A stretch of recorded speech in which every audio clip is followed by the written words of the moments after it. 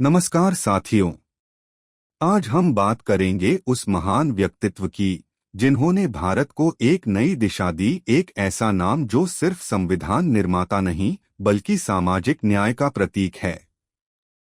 हम बात कर रहे हैं डॉक्टर भीमराव रामजी अंबेडकर की।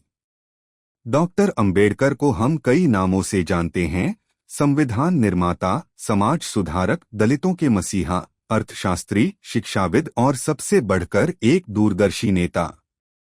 लेकिन उनका जीवन सिर्फ उपलब्धियों की कहानी नहीं है, बल्कि संघर्षों, अपमान और उनमें से उभरकर बाहर आने की प्रेरणादायक यात्रा है।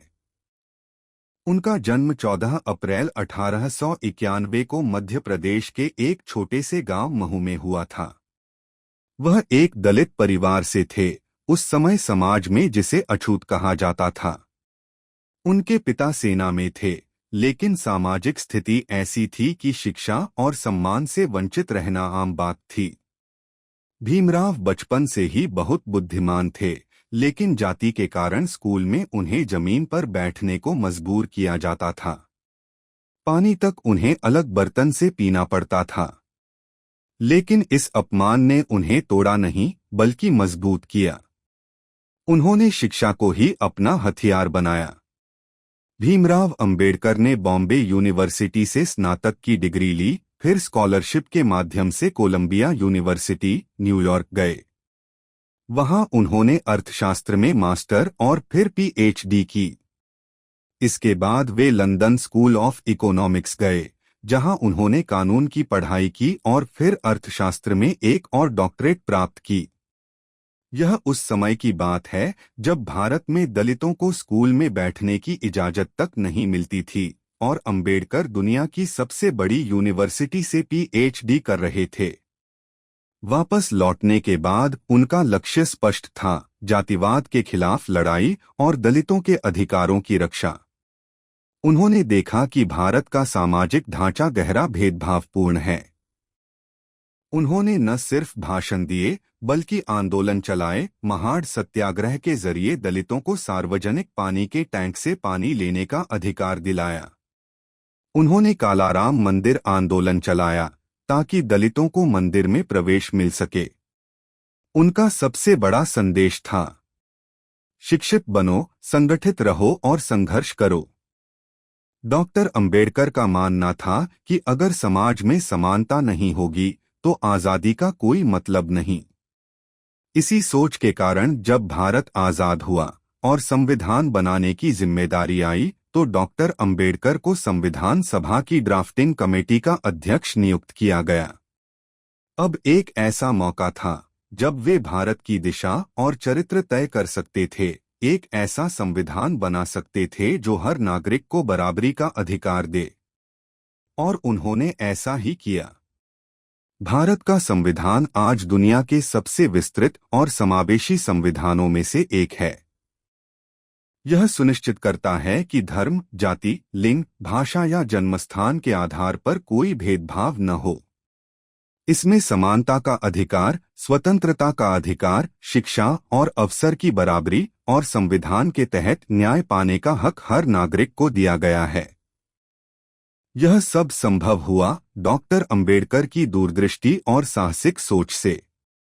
डॉक्टर अंबेडकर सिर्फ कानून के जानकार नहीं थे, वे समाज के मनोविज्ञान को भी समझते थे। उन्होंने बार बार यह कहा कि राजनीतिक स्वतंत्रता तब तक अधूरी है जब तक सामाजिक स्वतंत्रता न मिले।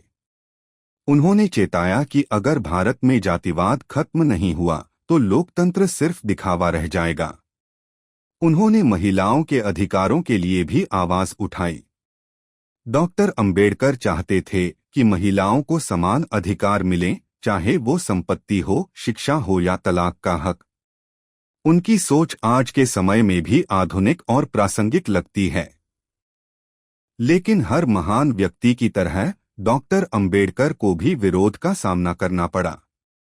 कई बार उनके विचारों को नकारा गया, उन पर आरोप लगे, उन्हें बहिष्कृत किया गया। लेकिन उन्होंने कभी हार नहीं मानी। उन्होंने कहा था, मैं किसी समुदाय की प्रगति उस समुदाय की महिलाओं की स्थिति देखकर तय करता हूं। अपने जीवन के अंतिम वर्षों में डॉक्टर अंबेडकर ने बौद्ध धर्म अपनाया। उन्होंने महसूस किया कि जातिवादी सोच को सिर्फ कानून से नहीं बदला जा सकता, बल्कि उसे धार्मिक और मानसिक रूप से चुनौती देनी होगी। 1956 में नागपुर में लाखों अनुयायियों के साथ उन्होंने बौद्ध धर्म की दीक्षा ली और एक नया अध्याय शुरू किया। 6 दिसंबर 1956 को उनका निधन हो गया। लेकिन आज उनके विचार, उनका संविधान और उनका संघर्ष करोड़ों लोगों को प्रेरणा देता है। आज भारत में उन्हें भारत रत्न से सम्मानित किया गया है और देश के कोने कोने में उनकी प्रतिमाएं, उनके विचार और उनके अनुयायी मौजूद हैं। डॉक्टर अंबेडकर की सबसे बड़ी सीख यह है, अगर आपको अपने अधिकार चाहिए तो पहले अपने अंदर आत्मविश्वास जगाइए। अगर समाज में बदलाव चाहिए तो खुद से शुरुआत कीजिए। वो कहते थे, जो झुक सकता है वो इंसान कभी टूटता नहीं। तो आइए हम डॉक्टर अंबेडकर को सिर्फ एक नेता या लेखक के रूप में न देखें, बल्कि एक विचार के रूप में देखें, एक क्रांति के रूप में, एक प्रेरणा के रूप में और एक मिशन के रूप में। धन्यवाद। आपने सुना डॉक्टर भीमराव अंबेडकर की प्रेरणादायक जीवन गाथा। आशा है कि ये कहानी आपके विचारों में कुछ बदलाव लाएगी और आपको सामाजिक न्याय की ओर एक कदम बढ़ाने को प्रेरित करेगी।